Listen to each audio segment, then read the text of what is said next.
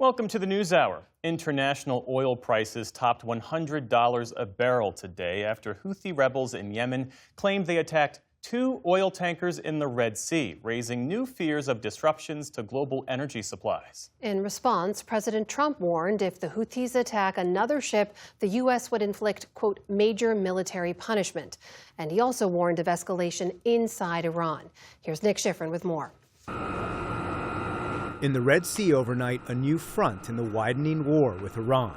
A Saudi oil tanker engulfed in flames, attacked by the Iranian-backed Houthis off the coast of Yemen. The Houthis are threatening to shut down the Bab el-Mandeb, right next to territory they control and a vital shipping route that's a gateway to the Red Sea. 12% of all world trade passes through the Bab el-Mandeb, and it's especially key for oil exports from Saudi Arabia that the Houthis had been threatening to block. The tension increased last week when Saudi Arabia bombed a Houthi-controlled airport before an aircraft landed that the Saudis worried were carrying Iranian weapons back from the funeral of former Iranian Supreme Leader Ali Khamenei.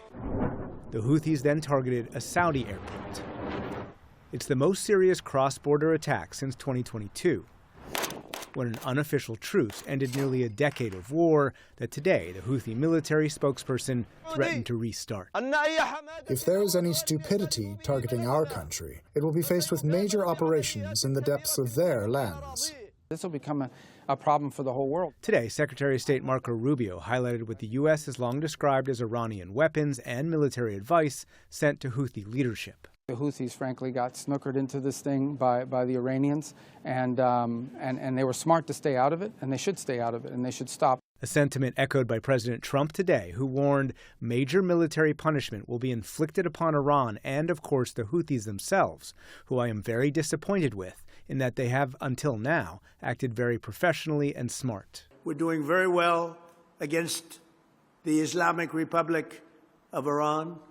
President Trump also today indicated he might escalate the war inside Iran after the 12th consecutive day of American strikes. Iran said the U.S. attacked a border crossing into Iraq, killing at least 2. The U.S. says its strikes are further degrading Iran's control over the Strait of Hormuz. The president's policy is a head for an eye.